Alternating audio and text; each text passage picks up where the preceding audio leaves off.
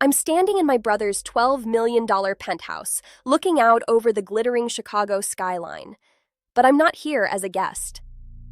And I'm certainly not here the way I was 6 months ago when he dragged my suitcase across his imported marble floor and threw me out into a blizzard at 2 in the morning. I'm here as the legal owner of the land beneath every single one of these 50 stories of glass and steel. In my hand, I'm holding a key, not to this penthouse, to a room my brother doesn't even know exists. A climate-controlled vault hidden in the basement of what he thought was a worthless, rotting factory. The room where my father planned all of this 10 years ago. The room where I found the truth. But before I tell you about that room, before I explain how a commercial property appraiser with $500 in her bank account brought down a $340 million real estate empire, I need to tell you about the night I thought I'd lost everything. The night my brother looked me in the eye and told me I was nothing. My name is Ariana Hudson. I'm 33 years old and I work as a commercial property appraiser in Chicago.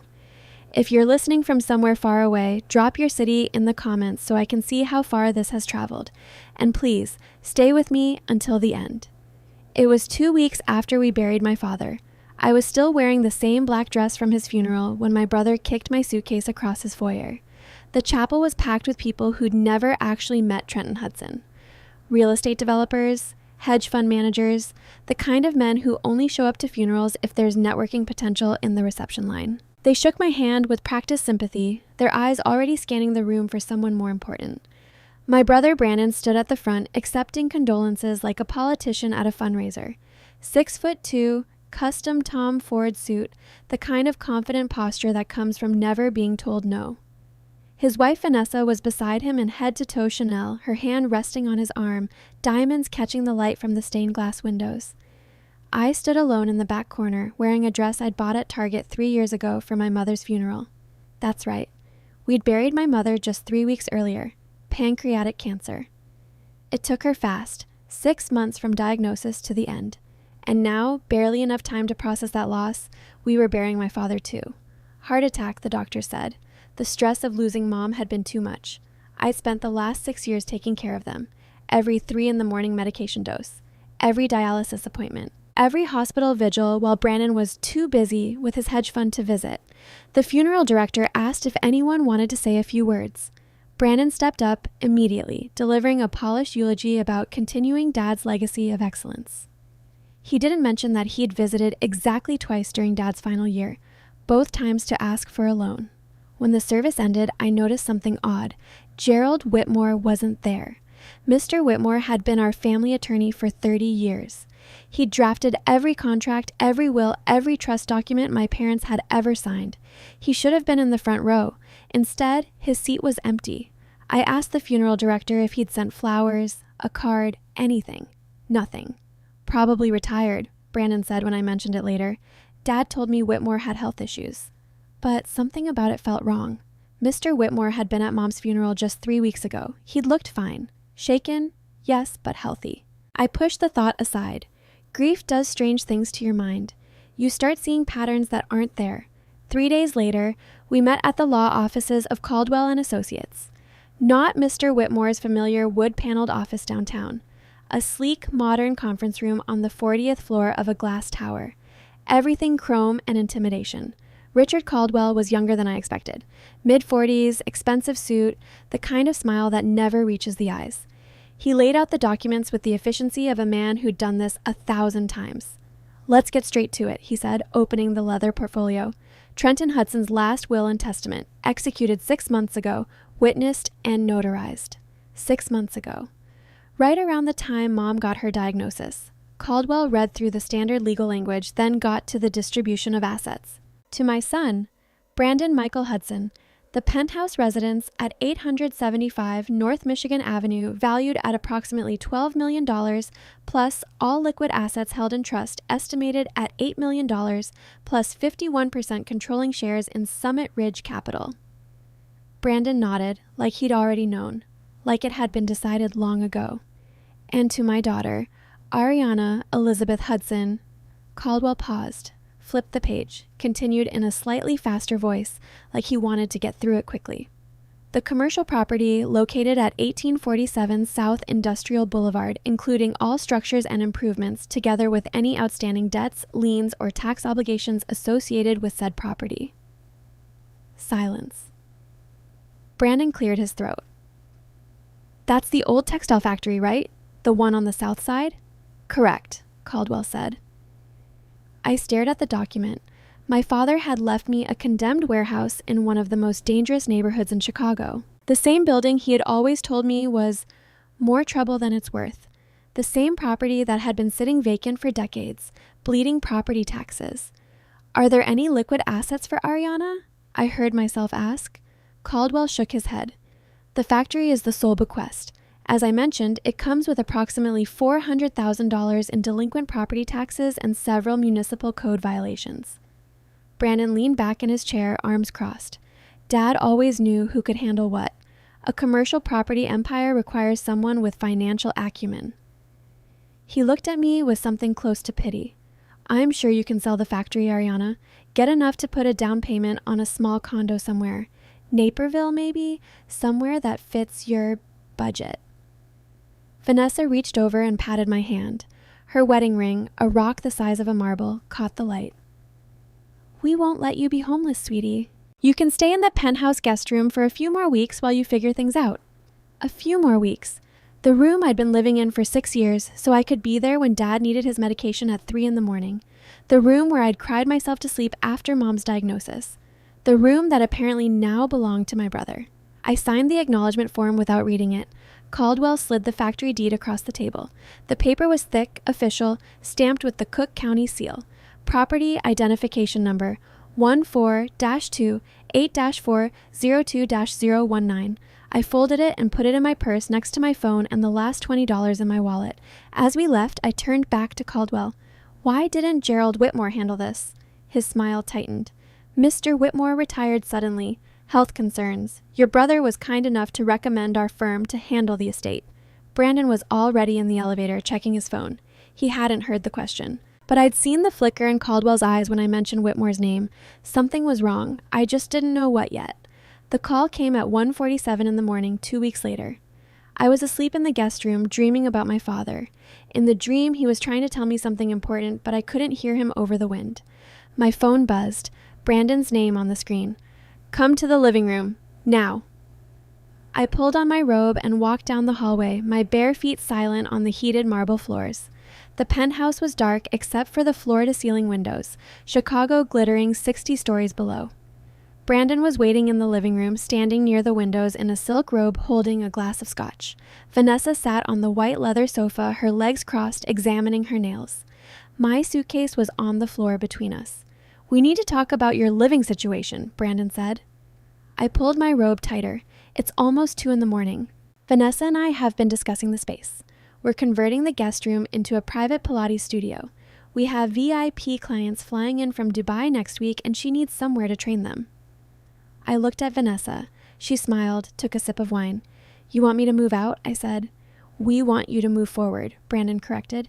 You're 33 years old, Ariana. Living in your parents' guest room is, well, it's tragic. You need to build your own life. I lived here to take care of Mom and Dad, and they're gone now. His voice was flat, clinical. Time to move on. I felt something cold settle in my chest. Can I have a few weeks to find? Tonight, Vanessa interrupted. We already called the cleaning service. They're coming at 6 to start the renovation. We can't have them working around your things. She said things, the way you'd say garbage. Brandon walked to the bar, poured himself another scotch. Look, I'm not heartless. Dad left you that factory. Go check it out. Maybe you can fix it up, flip it, make a little money. Enough for a studio apartment somewhere. Near the airport, probably. Something that fits your budget. He reached into his pocket and pulled out a heavy brass keyring. Rusted, ancient, the kind of keys that belonged in a museum. He tossed them at me. They hit my chest and fell to the floor. There you go, he said. Your inheritance. An abandoned building full of asbestos and back taxes. Try not to get mugged when you go visit it. Vanessa laughed. Actually laughed. Maybe she can appraise the graffiti. I bent down and picked up the keys. They were cold and heavy in my palm. I looked at my brother. Really looked at him. at the man who used to build blanket forts with me when we were kids, the man who'd promised to always protect me after our first day of school. "I'll be out in 15 minutes, I said quietly. Brandon checked his Rolex. Clock's ticking. I went back to the guest room and packed everything I owned into one suitcase. It didn't take long. 6 years of caregiving doesn't leave much time for shopping. When I rolled my suitcase back into the living room, Vanessa was already measuring the space with a tape measure, planning her Pilates studio. I stopped at the door, looked back one more time at the penthouse I'd called home, at the floor-to-ceiling windows, at the crystal chandelier, at my brother, who was scrolling through his phone, already bored. "Enjoy the view while it lasts," I said. He didn't even look up. The elevator ride down 60 floors was the longest of my life. When the doors opened to the lobby, the winter storm hit me like a wall. The doorman flagged down a taxi, looking at me with concern. "Where to, miss?" the driver asked. I pulled out the factory deed, read the address in the dim light of the cab. 1847 South Industrial Boulevard. The driver turned around in his seat. "Lady, that's the south side. At 2 a.m, you sure about this?" I handed him a $50 bill, the last of my cash. "Drive." The factory looked exactly like my brother had described it. A nightmare. The cab's headlights illuminated a massive brick structure behind a chain-link fence topped with barbed wire. Graffiti covered every surface. Windows were either shattered or boarded up with rotting plywood. The roof sagged in the middle under the weight of snow. The driver kept the engine running. "I can take you to a motel. There's a decent one near O'Hare, not too expensive. I'll be fine." I stepped out into the storm. Snow stung my face. The cab's taillights disappeared into the darkness, leaving me alone. I stood on the broken sidewalk, looking up at what my father had left me. Anyone else would have seen a liability, a condemned building bleeding money. But I wasn't anyone else. I was a commercial property appraiser. I'd spent 10 years of my life learning to see past the cosmetic damage, to examine the bones of a building. I walked along the fence line, shining my phone's flashlight at the foundation. And that's when I saw it. The columns supporting this rotting textile factory weren't standard steel beams. They were massive industrial-grade reinforced concrete pillars, the kind used to anchor skyscrapers, the kind that cost 10 times more than what a simple 2-story factory would ever need. I knelt down in the snow, brushing dirt away from the base of one column, ran my gloved hand over the surface. This foundation was over-engineered to an absurd degree. It could support 50 stories of dead weight, easy. My father didn't make mistakes with real estate. Every property he'd ever purchased had a purpose. I found a side door where the lock had been broken off years ago, pushed my way inside, the metal hinges screaming. The main floor was exactly what I'd expected. Debris, broken glass, the smell of damp concrete and decay. But I wasn't interested in the main floor. I was looking for the basement. The freight elevator shaft was blocked, but I found concrete stairs leading down. I descended carefully, my phone's light cutting through absolute darkness. The basement was empty except for some rotting wooden pallets and water stains. I walked the perimeter, tapping my knuckles against the walls. Solid brick, solid brick, solid brick. Then, in the far corner near the old boiler room, hollow. I ran my hands along the brickwork and felt it, a seam where the mortar was actually painted caulk. I pressed my weight against the section. The panel shifted inward with a mechanical click. I pushed harder. A hidden door swung open, revealing a narrow corridor. At the end of the corridor was a heavy steel door, bank vault grade, and next to the handle, a digital biometric scanner. The red standby light was glowing, which meant it had power, active power, in a building that had been abandoned for decades. My hand was shaking as I pressed my thumb against the glass scanner. It beeped. Green light. A series of heavy deadbolts retracted with a satisfying thud. I pulled the door open and stepped inside. The air changed immediately. Warm, dry, climate-controlled. Motion sensors triggered overhead LED lights, illuminating a perfectly preserved executive office. Leather chairs, mahogany desk, filing cabinets lining the walls. On the center of the desk, illuminated by a small brass reading lamp, sat a single thick leather folder, embossed in gold lettering, "For Ariana only." My legs almost gave out. I walked to the desk, hand trembling, and opened the folder. Inside, a stack of legal documents and a handwritten letter in my father's precise script. The first document was a certificate of incorporation for Hudson Ground Holdings, LLC, and the second was a ground lease agreement. I scanned the legal language, my professional training kicking in despite my shock. Hudson Ground Holdings, LC, owned Lot 402. I pulled up the city zoning map on my phone, cross-referenced the lot number. My vision blurred. Lot 402 was the exact parcel of land sitting directly underneath the $12 million luxury tower my brother had just kicked me out of. Brandon owned the building. I owned the ground it stood on, and according to the contract in my hands, the 99-year ground lease was set to expire in exactly 6 months. I sank into the leather chair, staring at the documents spread across the mahogany desk. My father hadn't abandoned me. He'd left me the only weapon that could destroy my brother's empire, and Brandon had no idea it existed. I spent the rest of that night in the vault reading every document in the filing cabinets: birth certificates, property deeds, corporate formation papers, tax returns going back decades. My father had kept meticulous records of everything, organized by year in color-coded folders. But one folder bothered me. It was labeled Lot 402, Acquisition, and dated 2014. I pulled it out, spread the contents across the desk. The first document was a purchase agreement. Hudson Ground Holdings, LLC, had acquired the ground lease rights for Lot 402 on March 15, 2014. Purchase price, $2.3 million, paid in full, cash transaction. 2014, 10 years ago. I sat back in the leather chair, my mind racing. The original ground lease had been signed 99 years ago, back in 1926, when developers first broke ground on that downtown block. But my father hadn't inherited this lease from some distant relative. He hadn't stumbled onto it by accident. He had deliberately purchased it, a decade ago, for over $2 million in cash. I pulled out my phone, opened my email, and searched for anything from 2014. Found a thread from March of that year. My father had emailed me about a theoretical zoning question for a property he was considering. He'd asked me to review the municipal codes for high-rise residential construction on pre-existing commercial lots.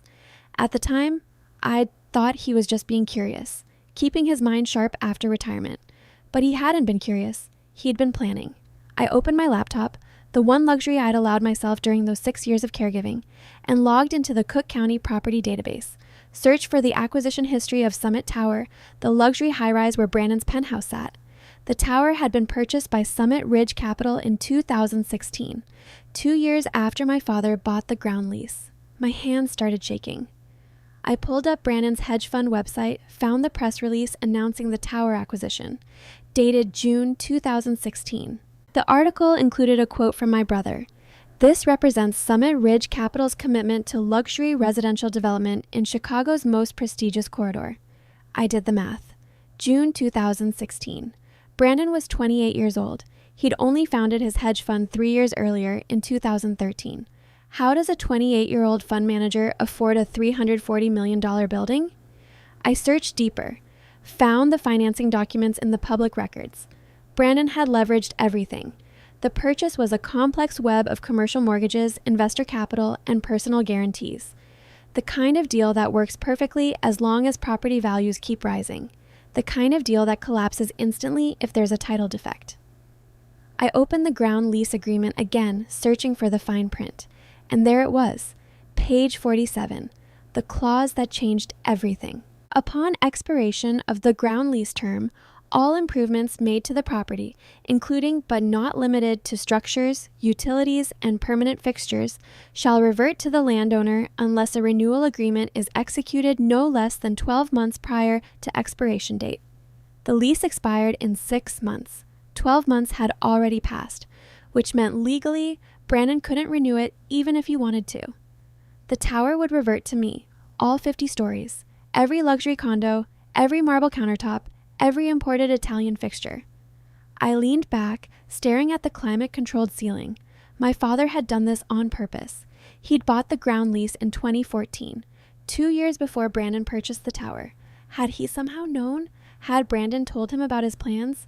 Had my father seen this coming and positioned me, to be holding all the cards? A cold realization washed over me. This wasn't a gift. This was a test. And somehow, my father was watching to see if I'd pass. My phone rang at exactly 8 in the morning. I'd fallen asleep in the leather chair, still wearing my coat, the ground lease documents spread across my chest. The ringing jolted me awake. Brandon's name on the screen. I let it ring twice more before answering. Ariana. His voice was different, softer, almost gentle. Hey, listen.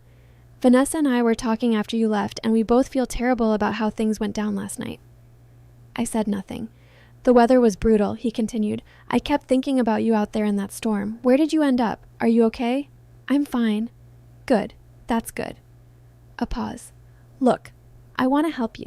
I've been reviewing the paperwork for that factory Dad left you, and Ariana, I'm not going to sugarcoat this. It's a disaster.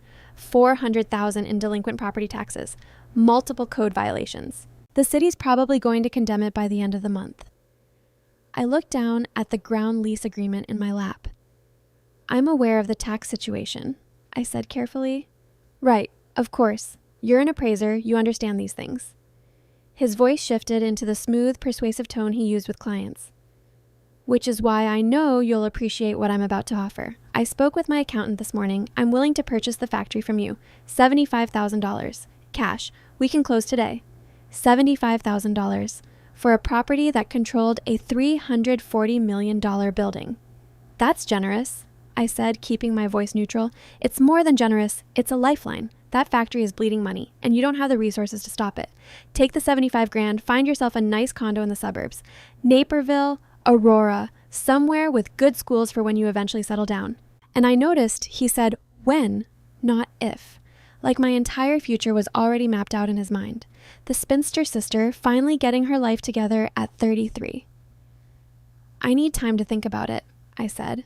Silence on the other end, then. How much time? A few days. Ariana, this offer expires at 5 p.m. today. After that, you're on your own. The city will seize the property for unpaid taxes and you'll walk away with nothing. Take the money, please. I'm trying to help you here. I looked around the climate-controlled vault, at the filing cabinets full of my father's secrets, at the brass reading lamp still glowing on the desk. I'll call you back by 5, I said, and hung up. My phone immediately buzzed with a text from Vanessa. Take the money, babe. Trust me, you don't want to own property in that neighborhood. I turned my phone face down and opened my laptop. If Brandon was this desperate to buy the factory immediately, he knew something, or suspected something. I needed to understand what he was really afraid of. I pulled up the financing documents for Summit Tower again, read through the commercial mortgage covenants carefully, and there it was. Page 63, the clause that explained everything. Borrower warrants that the ground lease for the subject property shall remain active and valid for a minimum period of 20 years beyond the maturity date of this loan. In the event said ground lease expires or terminates prior to loan maturity, lender reserves the right to declare immediate default and demand full repayment of outstanding principal and accrued interest. The commercial loan had a 30-year term, which meant the ground lease needed to be valid for at least 50 years total. Brandon's loan came due in 2046. My ground lease expired in 6 months. The moment that lease died, the bank would call in the entire $340 million loan. Brandon would have 30 days to pay it back in full, or the bank would foreclose on everything. He was trying to buy my factory for $75,000 to avoid losing $340 million. I pulled out my phone and texted back, "Thanks for the advice. I'm going to hold on to it for now." The response came in seconds. "You're making a huge mistake." Maybe, but it was my mistake to make. Vanessa called 20 minutes later. "Meet me for coffee. 1 hour, the Sinclair on East Oak Street." Not a question. A command. I almost refused, but something told me I needed to see this play out, needed to understand exactly how far they'd go. Fine, 10 o'clock. The Sinclair was the kind of cafe where a cappuccino cost $12 and everyone looked like they'd just stepped out of a magazine. I walked in wearing the same jeans and coat from the night before, my hair unwashed, my eyes red from lack of sleep, every head turned. Vanessa was already seated in a corner booth wearing a cream cashmere coat and enough jewelry to fund a small country. Her hair was perfect, her makeup was flawless. She looked like she'd had 10 hours of sleep and a professional spa treatment. I slid into the booth across from her. She didn't say hello, just reached into her Hermes bag and pulled out a certified bank check. Placed it on the marble table between us. $75,000, made out to me. "Sign the quitclaim deed," she said, sliding a legal document across the table. "Take the money. Go live your life." I looked at the check, then at her. Why does Brandon want this factory so badly? He doesn't want it. He's trying to help you. Her smile was practiced. Perfect. Ariana, let's be honest. You look exhausted. You spent the night God knows where, probably in some Fleabag motel. You don't have savings, you don't have prospects. This is your chance to start over with actual capital. And $75,000 isn't much capital. It's enough for a down payment on a small condo, somewhere appropriate. She leaned forward, lowering her voice. Somewhere where you fit in. Not here. Not in this zip code. You don't belong in luxury high-rises and penthouse towers. That's not your world. I felt something cold settle in my chest. What happens in 6 months, Vanessa? Her perfectly made-up face twitched, just for a second. What are you talking about? The ground lease on Lot 402. It expires soon. Does Brandon know? The color drained from her face. Then, just as quickly, she recovered, sat back, crossed her arms. You've been doing research. How cute. Her voice turned sharp. Yes, we know about the lease. That's exactly why we're offering you this money. That factory is the registered headquarters of some defunct LLC your father forgot to dissolve. We need a clean title transfer to update the lease registration. It's a technicality. Boring legal housekeeping. She was lying. I could see it in the way her jaw tensed, the way her fingers drummed against her arm. If it's just housekeeping, why the urgency? Because we have clients, investors, people who need certainty. She leaned forward, her voice dropping to a hiss. Take the money. Or I promise you, Ariana, we will make your life hell. We have lawyers. We have connections. We will bury you in legal fees and injunctions until you're begging us to take that factory off your hands. I picked up the check, looked at it, $75,000. Then I tore it in half. Vanessa's mouth fell open. I stood up, dropped the torn pieces on the table, and walked out. Behind me, I heard her slam her hand down so hard the coffee cups rattled. 24 hours later, I got an email from the Chicago Department of Buildings. Subject: Emergency Demolition Order. Property 14-28-402-019. My stomach dropped. I opened the attachment. Official city letterhead. Signed by a senior inspector named Kyle Davis. Upon inspection conducted on February 18, 2025, the structure located at 1847 South Industrial Boulevard has been determined to pose an immediate and severe threat to public safety. The building exhibits Class A structural hazards including compromised load-bearing walls, failing foundation, and imminent risk of collapse. Property owner is hereby ordered to vacate premises immediately. Demolition shall commence within 48 hours unless owner provides proof of remediation contract with licensed structural engineering firm. 48 hours. I read it again, then a third time. This was impossible. No inspector had been to the factory. I'd been there 12 hours ago, taking detailed measurements. The foundation was over-engineered to absurd specifications. There was no structural danger. This was fake. I grabbed my laser measurement tool, my camera, and the structural load manual I kept in my car and drove straight to the factory. A Chicago Department of Buildings truck was parked outside, amber lights flashing. A man in a high-visibility jacket was wrapping yellow caution tape around the chain-link fence. I got out of my car, walked straight up to him. His name tag read, K. Davis. "What do you think you're doing?" I called out. He turned. Mid-40s, fleshy face, the kind of bureaucratic smugness that comes from years of unchallenged authority. "Securing a hazard perimeter, you need to step back behind the street lamp, ma'am." "I'm the property owner." He looked me up and down, unimpressed.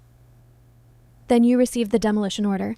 Building's a death trap. Gonna bring in the wrecking crew tomorrow morning." "On whose authority? You can't condemn a commercial structure based on a visual inspection. Where's your structural engineer's report? Where are the core samples? The stress tests?" He tapped his clipboard. "My signature is all the authority I need. I'm a senior city inspector. If I say it's coming down, it's coming down." I pulled out my laser measurement tool. "Then you won't mind if I document the foundation specifications before you demolish it." His eyes narrowed. "You can't go in there. It's unsafe." "I'm a licensed commercial property appraiser for the state of Illinois. I have legal right to assess any property I own." I walked past him toward the fence. "Hey, stop!" I ignored him, slipped through the gap in the chain link, went straight to the nearest foundation column, aimed my laser at the base, began taking measurements. Davis was yelling something about liability, about calling the police. I documented everything: the diameter of the rebar, the density of the concrete, the load-bearing capacity calculations. When I was done, I turned to face him. This foundation supports 4,000 pounds per square foot. It's rated for a 50-story high-rise. There is no structural danger. Your demolition order is fraudulent.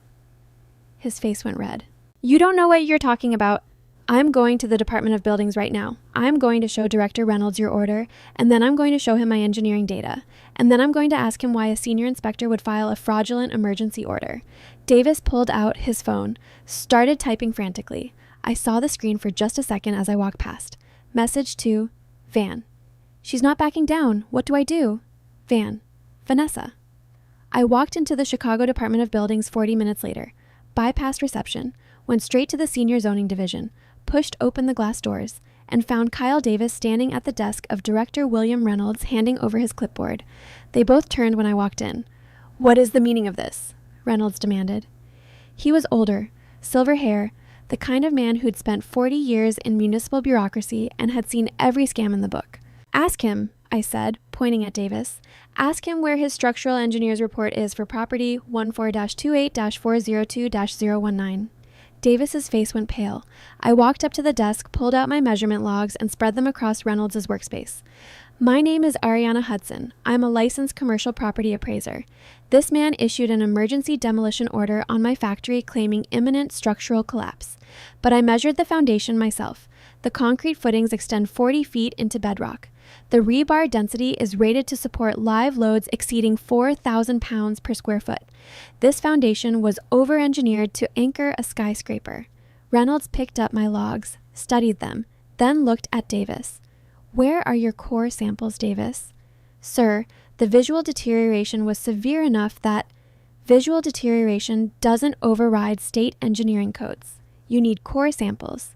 You need a signed affidavit from an independent structural firm. You need a minimum 3-month warning period for Class S foundations. Reynolds' voice was getting louder. Did you even read the engineering classification for this property before you issued this order? Davis stammered. The building looked dangerous. I made an executive... Reynolds ripped the demolition order in half.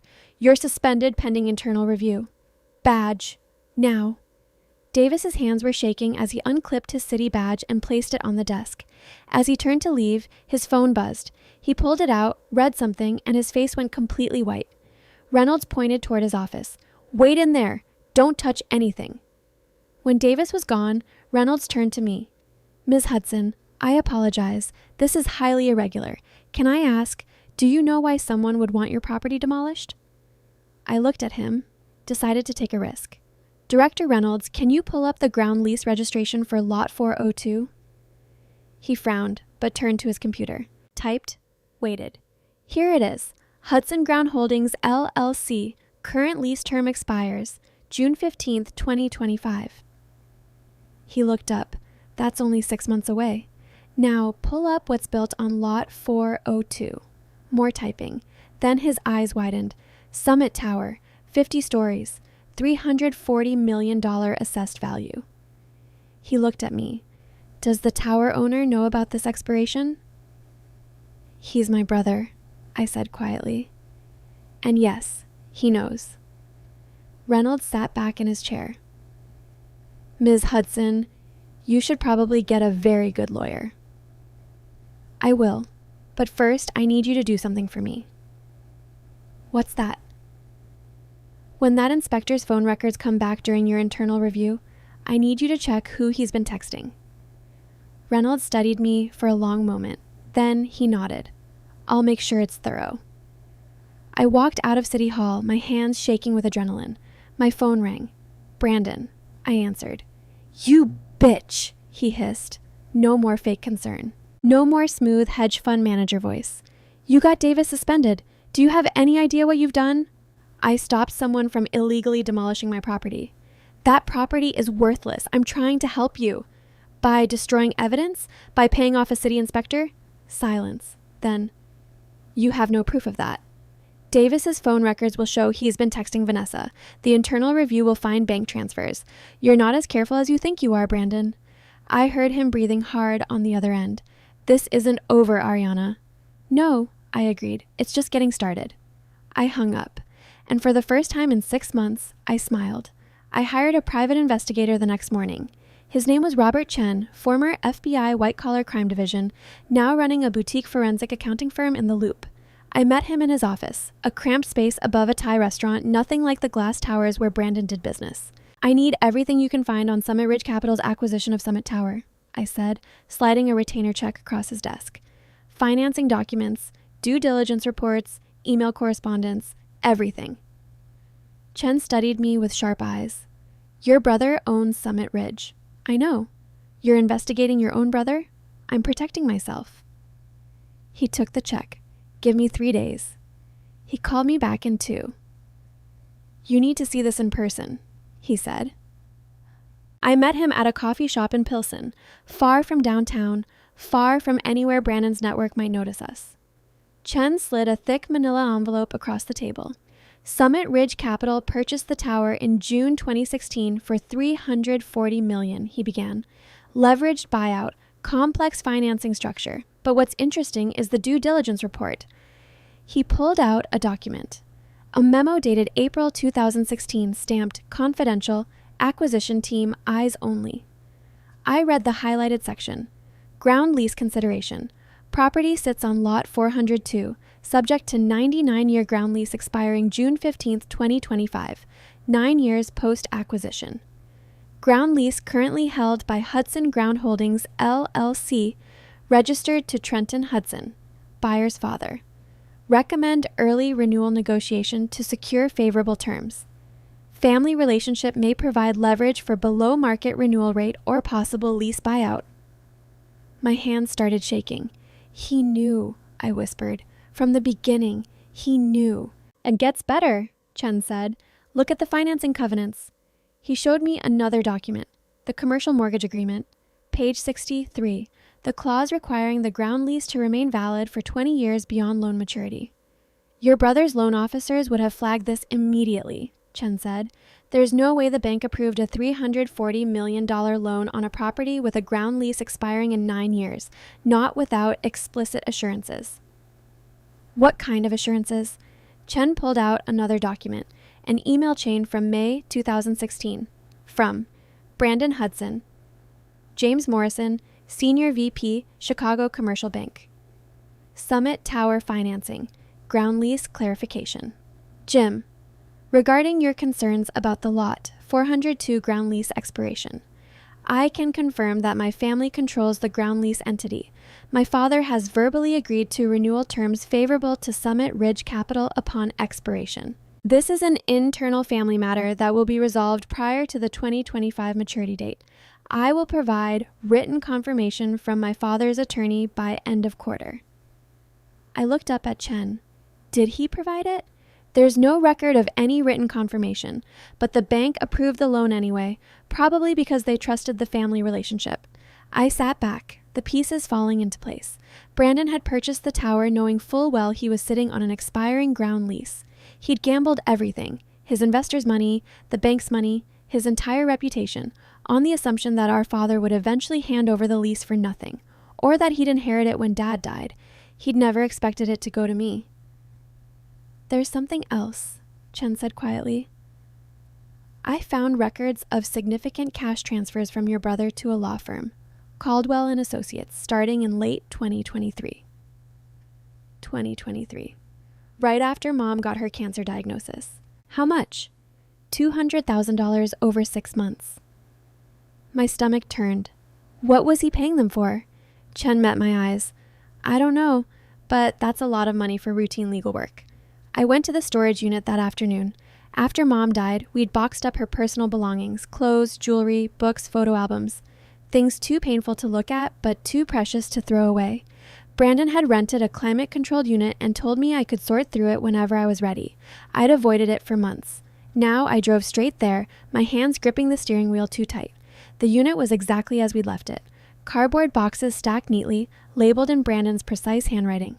Clothing, jewelry, books, Photos. I opened the box labeled personal items. Inside, Mom's reading glasses, her favorite scarf, a small wooden box full of costume jewelry, and a leather-bound journal. I'd never seen it before. Mom wasn't a journal person, or so I'd thought. But there it was, burgundy leather, pages dog-eared and filled with her familiar looping handwriting. I sat down on the concrete floor and opened it. The first entry was dated March 2022. Trenton is being impossible about the factory. Brandon asked him nicely, explained the situation with the ground lease, but Trenton refuses to transfer it, says Brandon needs to earn it. This is absurd. Brandon is our son. That property should be his by right, not locked away in some test. I tried talking to Trenton tonight. He won't listen. My throat tightened. I flipped ahead. June 2023. Brandon is terrified. The lease expires in 2 years and the bank is starting to ask questions. He needs that factory, needs the ground lease renewed, but Trenton won't even discuss it. He keeps saying Ariana deserves to inherit something of value. Ariana! She's a property appraiser, not a developer. What would she even do with it? I have to help my son. September 2023. I made a decision. I contacted Richard Caldwell. He came highly recommended by one of Brandon's golf partners.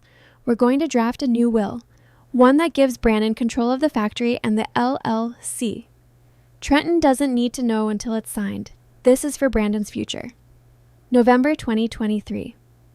Trenton found out about Caldwell. Someone at the club must have mentioned it.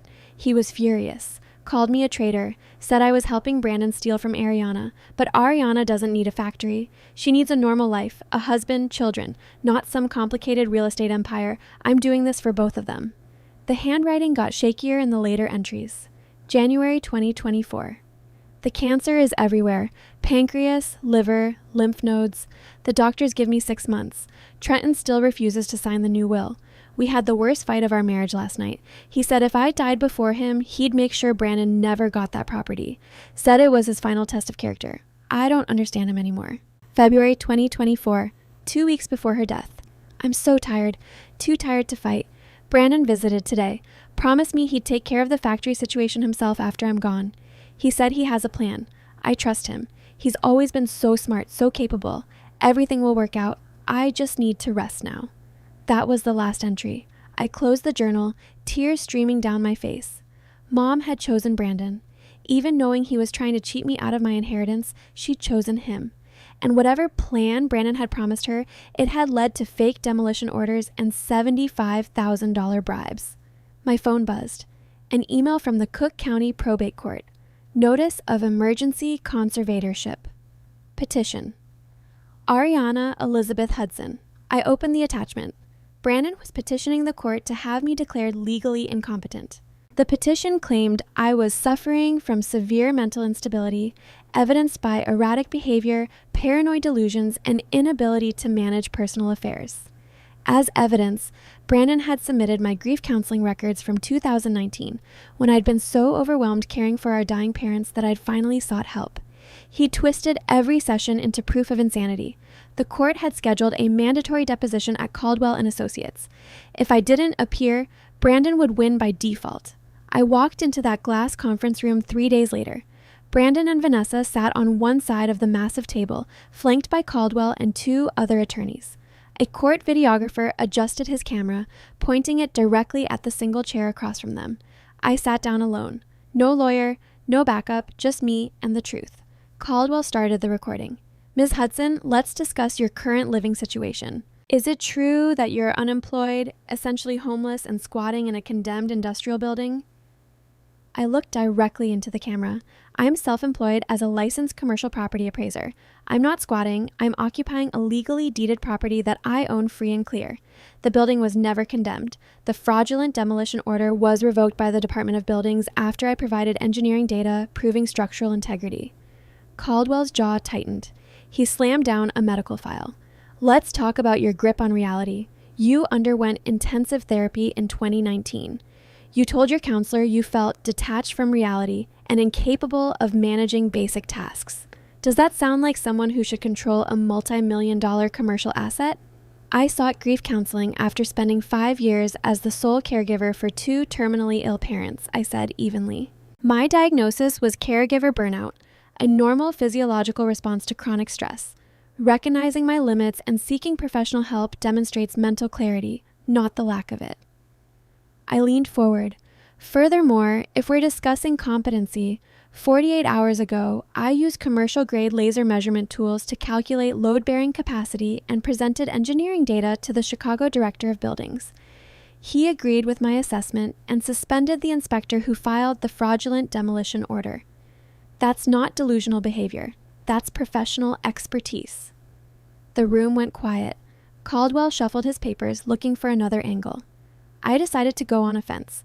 Mr. Caldwell, for the record, did you help Melissa Hudson attempt to alter Trenton Hudson's will in 2024 without his knowledge or consent? His face went white.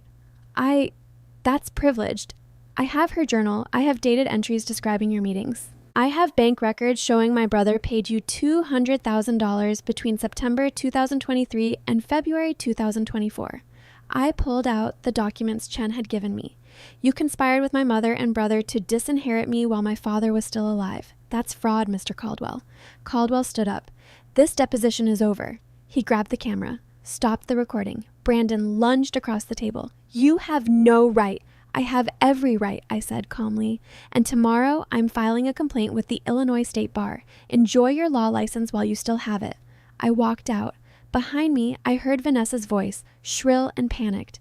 She's going to ruin us. She's going to ruin everything. Good. The emergency HOA meeting was scheduled for the following week. Brandon had sent a building-wide email. Important update regarding title clarification.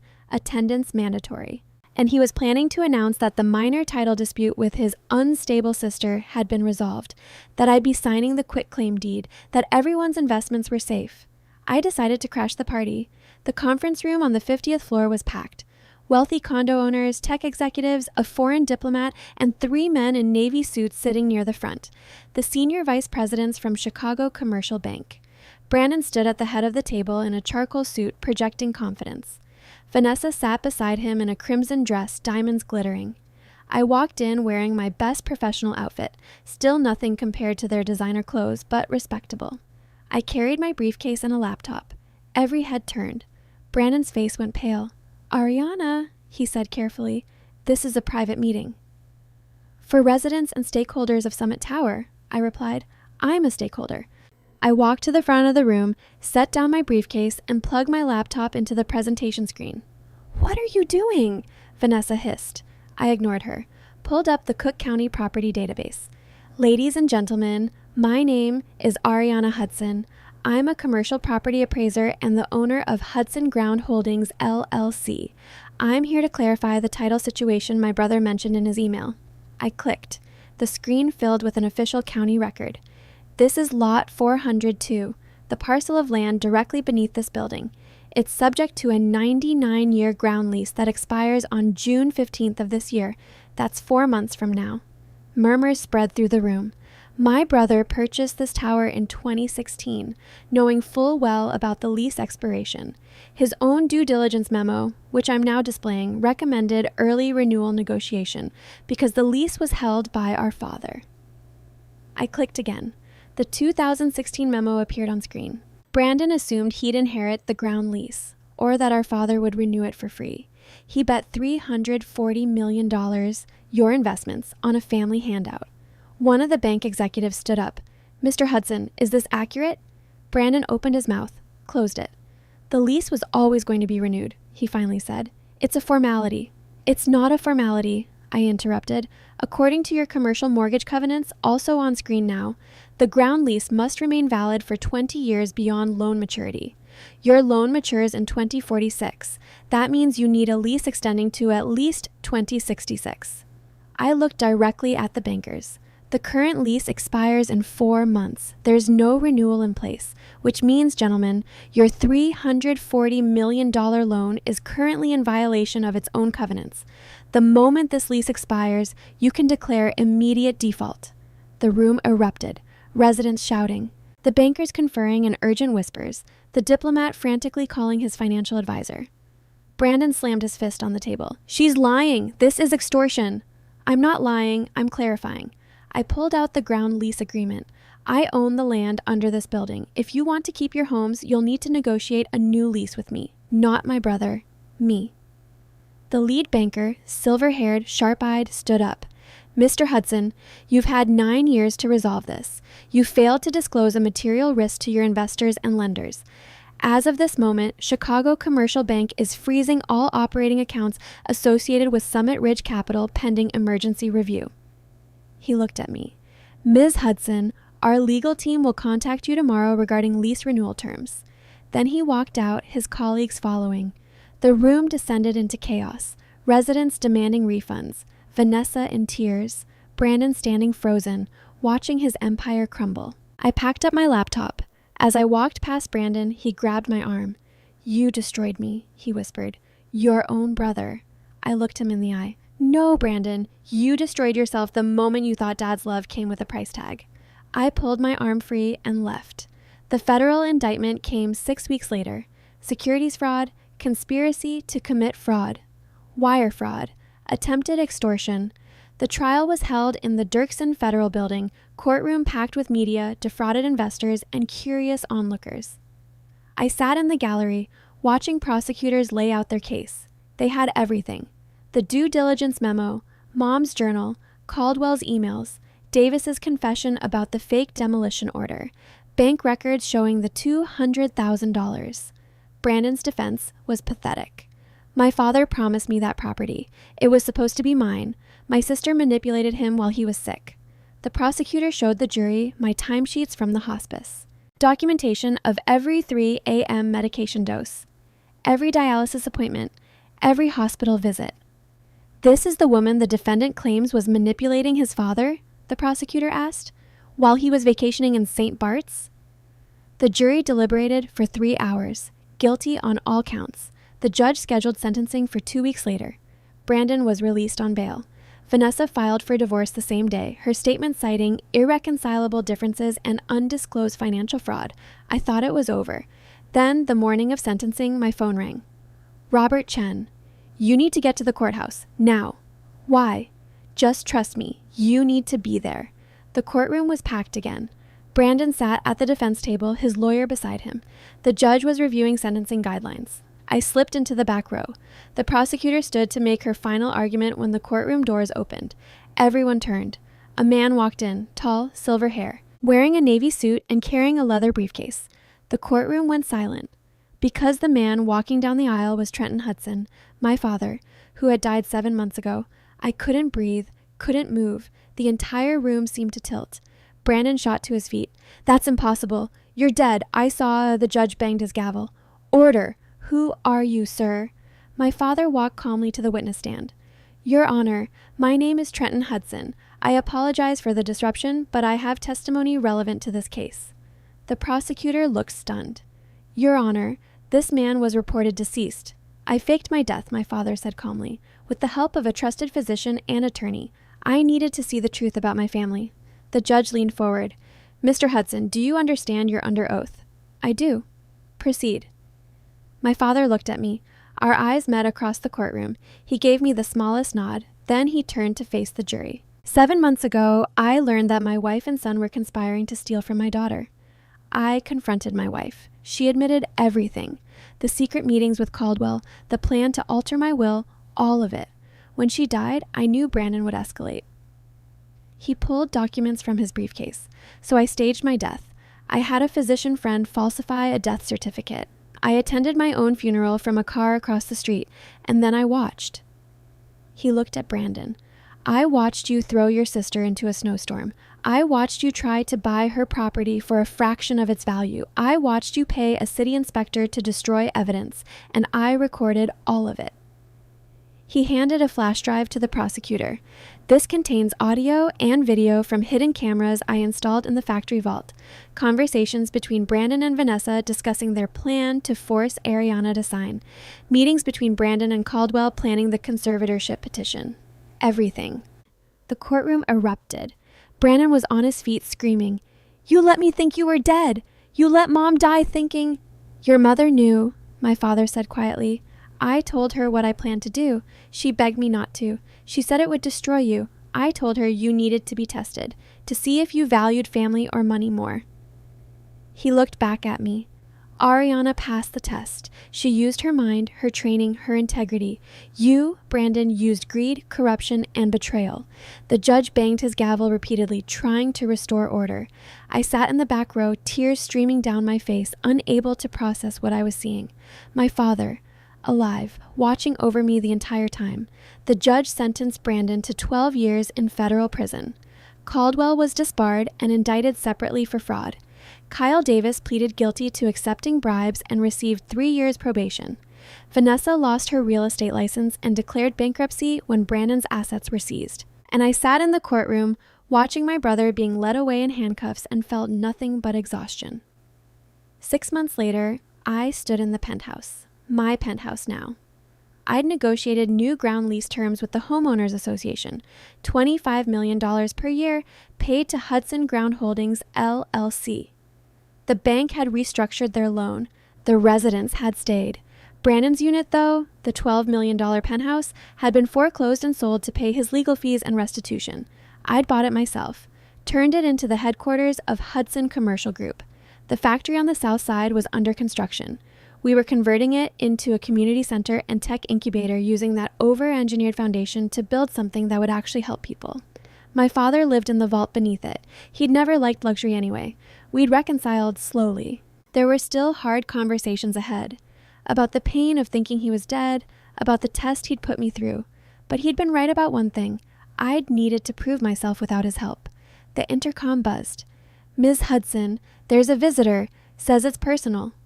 "Send them up." The elevator doors opened. Brandon. He looked smaller in his prison jumpsuit, thinner, the arrogance completely gone. "They let you out?" I asked. "Work release program. Good behavior." He looked around the penthouse. "This used to be mine. It was never yours. It was built on borrowed land." He nodded, looked down at his hands. "I came to apologize." I said nothing. "You were right about all of it. I thought the building was what mattered. The height, the view, the status." He met my eyes. "I forgot about the foundation. Forgot what Dad tried to teach us." "He taught you," I said. "You just didn't want to listen." "I know." He paused. "Can you ever forgive me?" I looked at my brother, the man who'd thrown me into a blizzard, who'd tried to steal my inheritance, who'd conspired with our mother against our father. "Maybe someday," I said, "but not today." He nodded. "That's fair." The guard at the elevator gestured. Time was up. Brandon walked back to the elevator, shoulders slumped. Before the doors closed, he turned back. "For what it's worth, Ari, I'm proud of what you built." The doors slid shut. I walked to the floor-to-ceiling windows, looking out over Chicago. My phone buzzed, a text from my father. "Dinner tonight? I want to hear about the community center plans." I smiled. "See you at 7, I typed back. People always ask me what it felt like to destroy my own brother's empire. I tell them the truth. I didn't destroy Brandon.